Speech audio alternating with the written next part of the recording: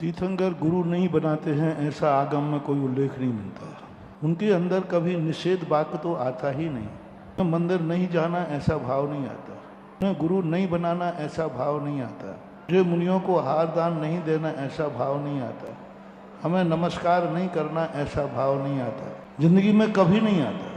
पूज्यवर जितसेन स्वामी महापुराण कहते उनको गुरु करने की कोई गुरु की जरूरत ही नहीं पड़ती। जितना गुरु के पास ज्ञान होता है वह ज्ञान पूर्व भाव में ही उन्होंने पहले से ले लिया। तीर्थंकर एक ऐसी ही महाशक्ति है, पूर्व भाव में वो अवधि ज्ञान लेके आते हैं, पूर्व भाव में ही वो ज्ञान का क्षयोपशम इतना लेके आते हैं, उस क्षयोपशम के सामने कोई गुरु उससे ज़्यादा क्षयोपशम लेता ही नहीं। गुरु के पास जो क्षयोपशम होता है उस क्षयोपशम को उनको गृहस्थी में जरूरत नहीं पड़ती, मुनि अवस्था में जरूरत नहीं पड़ती। जितना गुरु ज्ञान देते हैं उतना उनका क्षयोपशम स्वतः होता है। गर्भ अवस्था में जिनकी करुणा जाग गई, गर्भ अवस्था में भी उनके परिणाम इतने निर्मल हो गए। जन्म से ही उनकी स्थितियां कितनी विचित्र हैं, मल मूत्र से रहित होते 10 अतिशयों को लेके वो जन्मे हैं। गुरु की क्या जरूरत, क्या संसार में ऐसा कोई गुरु है इसके बाद 10 अतिशय हो? प्रकाश वहीं चाहिए जहां अंधेरा। जिंदगी में अंधेरा ही नहीं है तो प्रकाश की क्या जरूरत है? गुरु की जरूरत ही नहीं पड़ती। इसलिए मानना चाहिए उन्होंने गुरु को नकारा नहीं, उन्होंने गुरु का उपदेश दिया, गुरु बनाने का उपदेश दिया। उन्होंने उपदेश दिया कि विकलांग हो तो सहारा लो, इसलिए वो विकलांग नहीं है, असमर्थ नहीं है।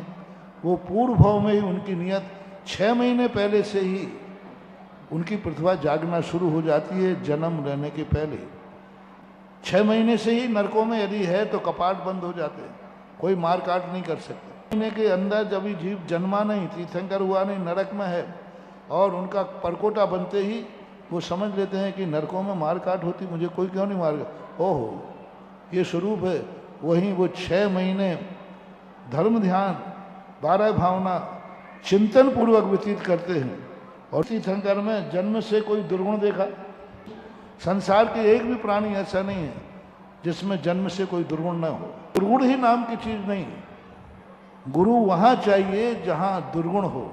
आज तक तीर्थंकर से जन्म के बाद कोई गलती होती ही नहीं। आया से कुछ गलत किया हो ऐसा कोई उल्लेख नहीं।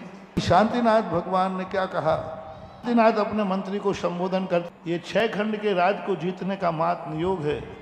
ध्यान रखना, किसी राज्य को, राजा को कष्ट नहीं पहुंचाना। सारे 6 खंड के लोग सारे के सारे अवभाग्य मानकर उनके चरणों में समर्पित होते गए। इसलिए मूल कंसेप्ट ये है कि उनको गुरु की जरूरत ही नहीं पड़ती, क्योंकि ऐसी उनको कोई गलती नहीं होती है पूर्व भाव के संस्कारों के कारण, जिसके लिए गुरु की जरूरत पड़े, प्रायश्चित की जरूरत पड़े या निर्देशन की जरूरत पड़े।